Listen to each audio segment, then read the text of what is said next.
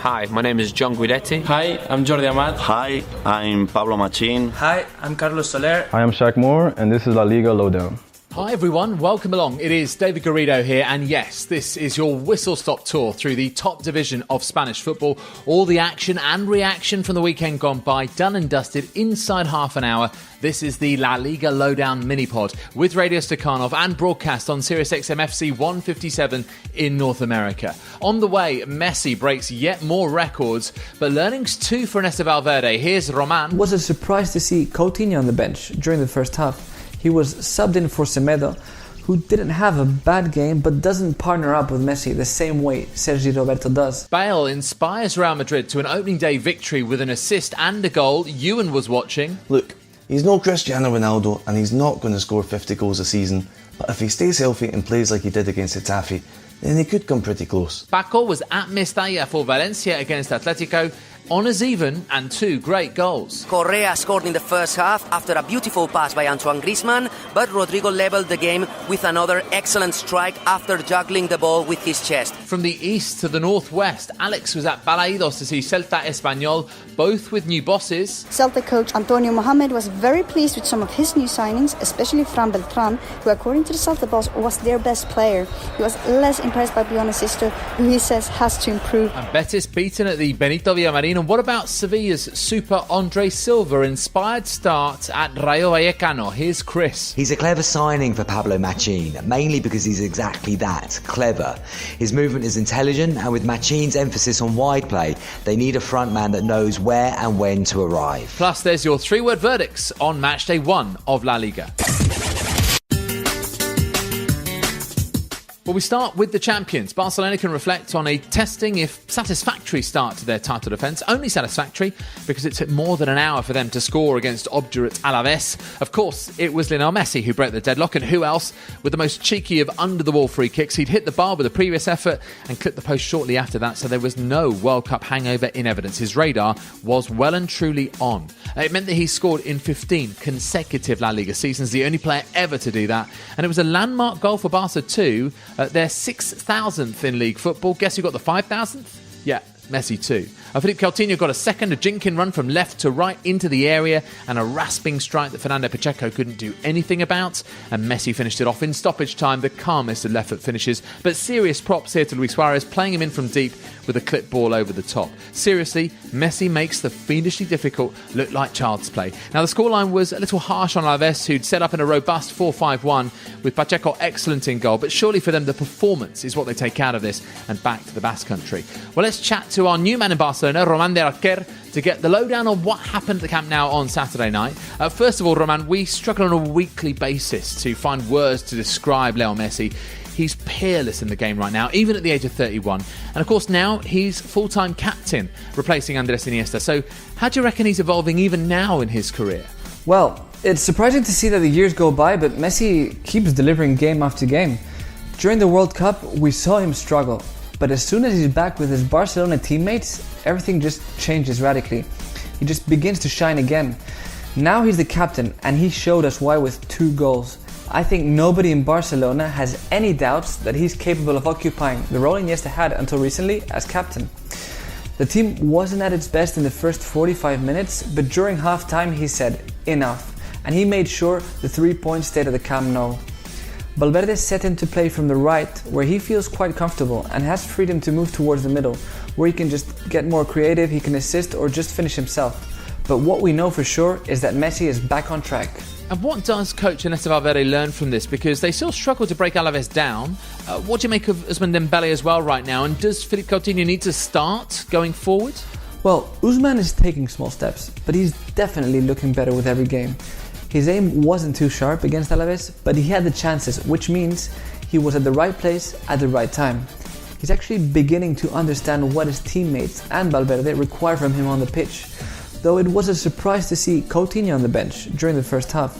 He was subbed in for Semedo, who didn't have a bad game but doesn't partner up with Messi the same way Sergi Roberto does.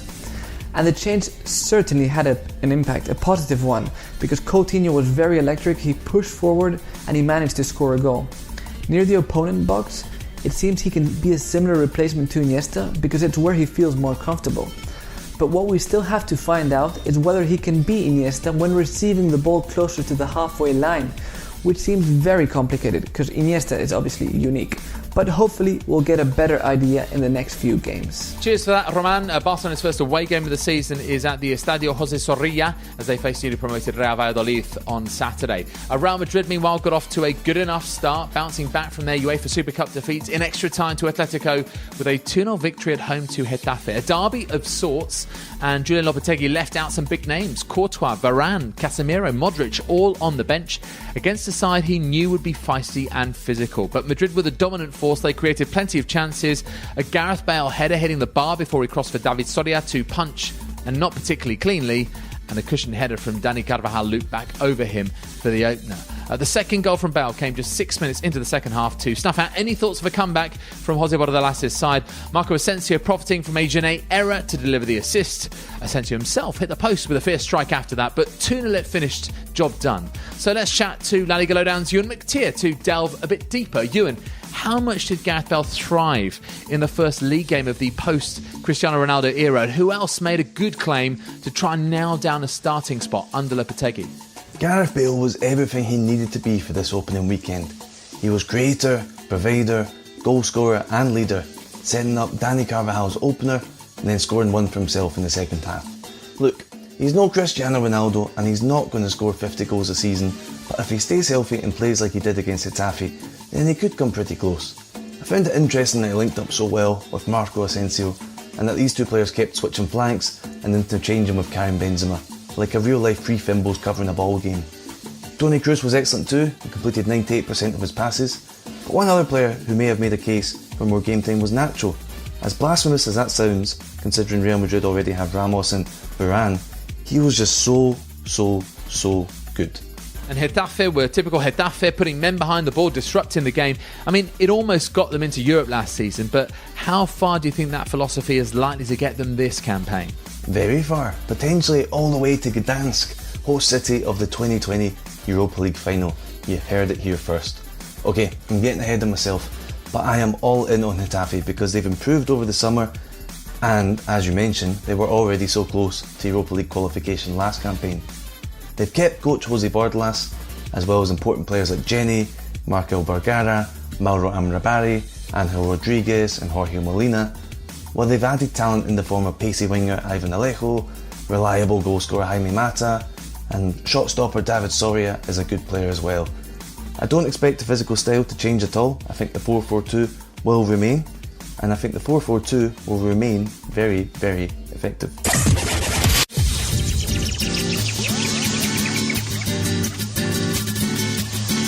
Thank you, Ewan. Next up for Real Madrid, it is a trip to Montilivi where they lost to Girona last season. Now, if you subscribe to our YouTube channel, you'll know we do a video on Fridays called Partidazo Predictions, where 4 members of the La Liga Lowdown squad try to forecast the final score in one chosen game. Well, the Madrid-Getafe match was the one this time around, and guess who got the answer right?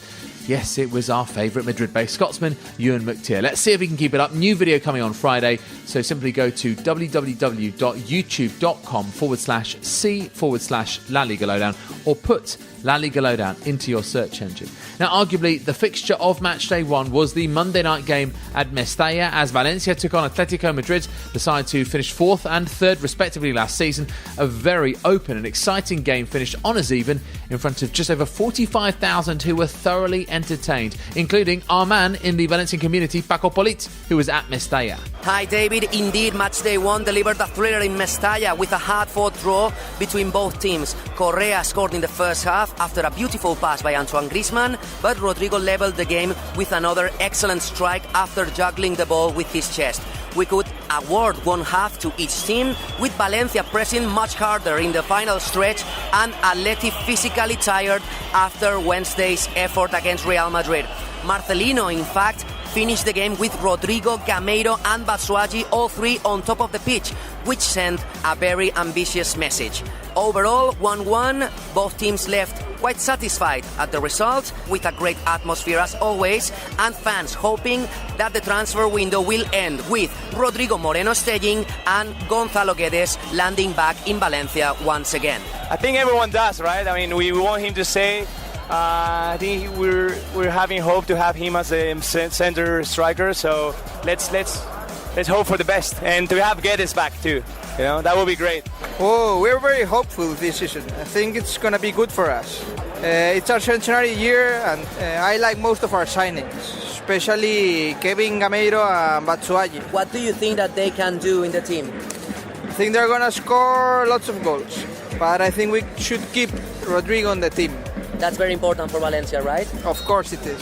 Obviously, I think everyone expects for them to be at least classifying for Champions League again. I think we would sign to reach quarterfinals of the Champions League, being honest, because we are in the fourth draw in the whole group stage, so it won't be easy to classify. Once we do, probably quarterfinals. Thank you, Paco. Well, Paco is both a Valencianista and a Granota, which means that he follows and has sympathy for both of the teams in the city of Valencia. And we know that he'll have been shouting at the TV after arguably the goal of the weekend. If you haven't seen it, look it up. José Luis Morales' superb solo effort to give Levante a 2-0 lead away to Real Betis, fancied by many, by the way, to do well this season. So many amazing things about this goal. The header to keep possession, the energy to carry the ball over the halfway line, the burst to create the space, the vision to latch onto Marc Bartra's attempted interception, the technique to slam on the brakes and put Sergio Canales on his backside, and the outside of the right boot finish. Just so good. That came after Roger Martí had snuck in to put Levante in front at the Benito Villamarín from close range, and then El Comandante, as he's known with his saluting celebration, Morales himself made it 3. Not a bad result for a team with less than 23% possession, and it's now 9 wins in 12 La Liga matches stretching back to March for Levante. Their boss, Paco Lopez, said that he took his hat off to his team for being so united, and that was the thing that impressed him so much. Despite Morales scoring goals like that before, it was his work as part of the collective which ultimately was the reason that they won.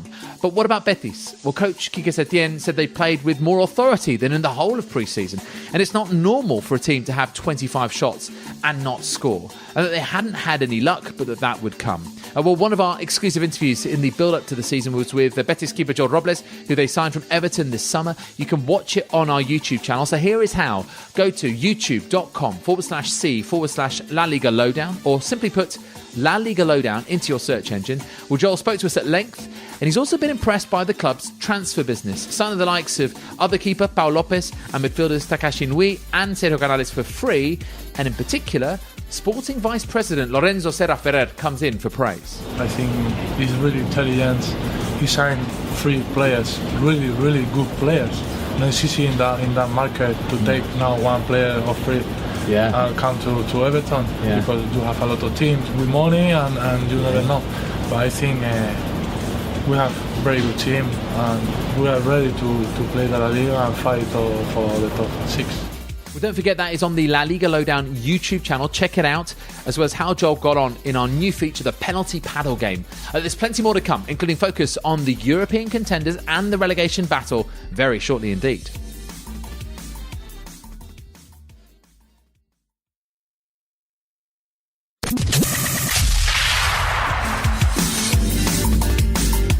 Welcome back. We are working our way through La Liga Matchday 1. So who is in the race for Europe? Well, you might have heard in our season preview mini-pod last week that Villarreal could be a dark horse for 4th in La Liga, giving their already talented squad the business they've done, the return of Santi Cazorla playing his first competitive match in 668 days at home to Real Sociedad. But not if they defend like this. Gerard Moreno it was who gave the home side the lead at the Estadio de la Cerámica with a very well-judged strike, picking the moment and his spot. And by the way, we've chatted to Gerard as well before the season got underway. Check out our YouTube channel for that. Honestly, he is a top bloke. However, that aside, 2 gifts from Villarreal allowed La Real back into the game for a very cheap price. José Ramiro Funes Mori put in William José for the first, and Álvaro González fell to clear for Juan Mi to score the second. Javi Calleja, the Villarreal head coach, rightly complained about the defensive errors, but praised Cazorla and his influence in their attacking play. So good to see him back. It's a winning start then for Asier Garitano, now the man in charge of Real Sociedad. He spoke about how important it is to take points away from home, and he also hinted that the club's transfer business may not be done yet. Having managed to convince Mikel Oyarzabal to resist the advances of Athletic Club and stay at Anoeta, there could yet be more incomings. The transfer window in Spain shuts on the 31st of August. Well, one club who've been pretty active is Sevilla, and that's both in the transfer market and also on the pitch. Remember, their season started on the 26th of July, winning every game in Europa League qualifying, except the Supercopa to Barcelona, and so they arrived at Campo de Fútbol de Vallecas with miles in the legs already. And it looks like the savviest bit of business they've done is the one that hasn't cost a fee. Andre Silva joining on loan from AC Milan and promptly scoring a hat-trick. After Franco Vázquez had put the visitors ahead with a delicious back heel from a Pablo Sarabia centre, the Portuguese had a couple of chances before getting on the score sheet after half an hour. His second came in first half stoppage time. Now, his hat-trick goal was the first ever VAR-assisted goal in La Liga. Mateo Laoz, the referee, reversing his original decision for offside. And then VAR came into play again for Rayo's consolation, with Adri Embarba, one of their only bright sparks, converting the penalty. Chris Darwin is our man in Andalusia. So Chris, all the focus on Andre Silva against Rayo Vallecano. What more do we know about him? Well, David, what do we know about Andre Silva? He was a player several sides were looking at in the transfer window, but it turns out that only Sevilla made a decisive move for him, and what a move it has already turned out to be.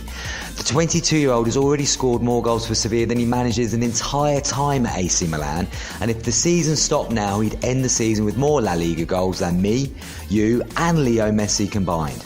He's become the first La Liga player to score a hat-trick on his debut since Romario managed that all the way back for Barcelona in the 1993-94 season. A record amazingly not held by either of those other two we've spent a decade talking about. He's a clever signing for Pablo Machin, mainly because he's exactly that, clever.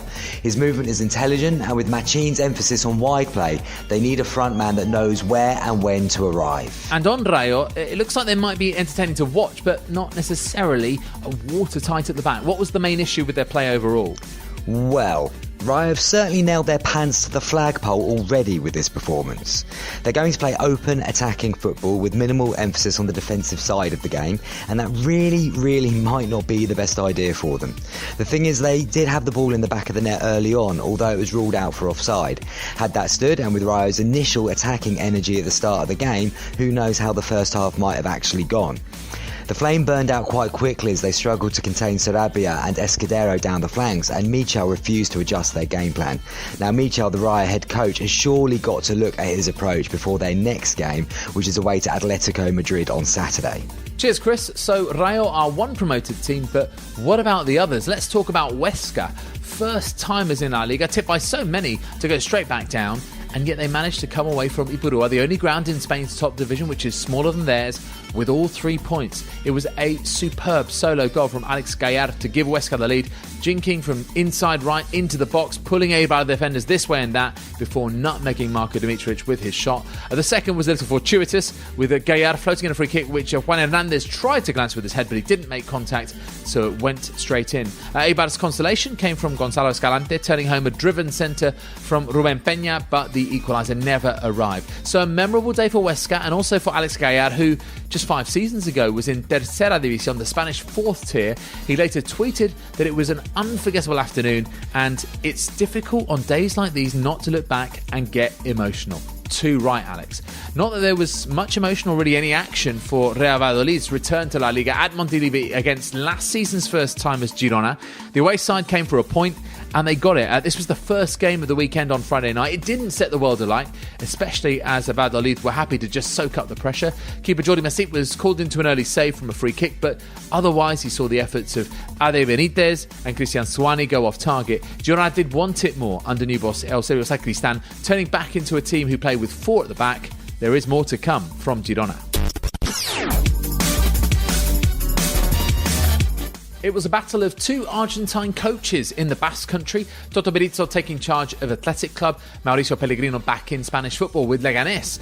A day of many young debuts too, including keeper Unai Simón for Athletic after Kepa's move to Chelsea, and also Peru Nolaskoaín, a 19-year-old attacking midfielder. Now, we know how important the academy is at Athletic, and they seem to have produced 2 more gems here. Some say Unai Simón could be even better than Kepa, and Nolaskoaín scored the game's opener, a near-post header, the first Athletic player to score on non-debut since Markel Susaeta in 2007. The lead lasted only 6 minutes though, Jonathan Silva firing in a deflected shot for the equaliser. The game really dropped in quality in the second half, plenty of fouls, Athletic dominating possession but not cutting through, Leganés struggling to keep the ball until the hosts turned the screw and finally broke through.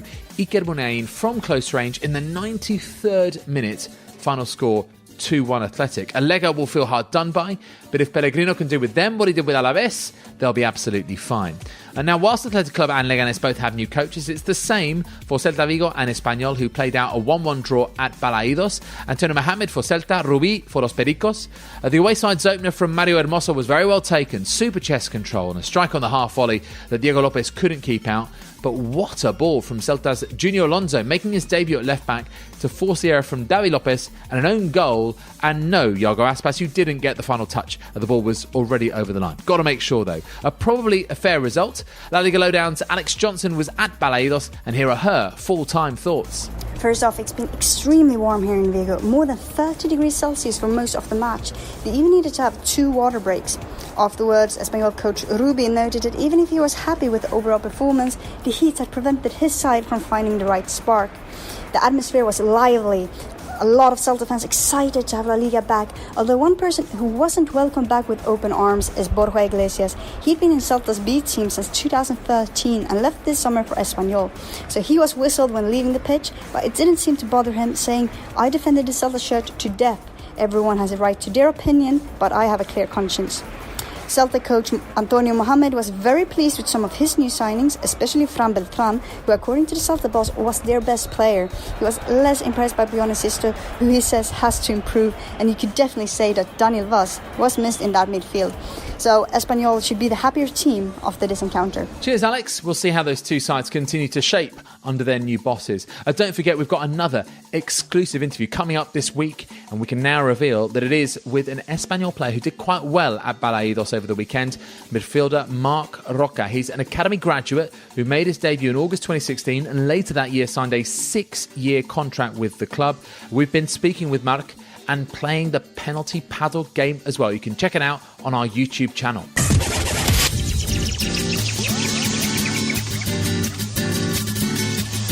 Okay, before we go, time for your 3-word verdicts on the weekend. We always ask for this over on Twitter as the match day progresses. Here's what you've all come up with. Barcelona, first of all. So Guler_PK went for Messi, still Messi, while Lewis has said under the wall, referring to that fantastic free kick. Onto the Real Madrid side of things, Tepiwa Musa chose Asensio Bale goal with emoji hands pointing in between. Fair enough, didn't say you couldn't use emojis. And Brian Miller chose Getafe still dirty. A historic Huescan highlight is the suggestion from Matthew Clark, who's obviously fond of alliteration. Our squad have got involved too. Ewan says Betis gonna Betis. And from that same game at the Benito Villamarín, Roman's verdict is simply José Luis Morales. Yeah, what a game he had. But Sam Leverage sums it all up with the sentiment that I think we all agree with. Football is back. Right then, that's about it. But just to remind you, that's on Twitter. We are at La Liga Lowdown, so come hang out with us on social media. You can also search for La Liga Lowdown on YouTube to see all our videos, including our new trailer out Wednesday, featuring all of the squad, and our exclusive interview with Espanyol midfielder Marc Roca on Thursday. Subscribe and enable notifications so that you don't miss out on that. Our website houses all of our material in one place. That's www.laligalowdown.com. And don't forget that if you're listening to this as a podcast, make sure you're an amazingly good person and give us a 5-star rating. That's your La Liga Lowdown. See you next time.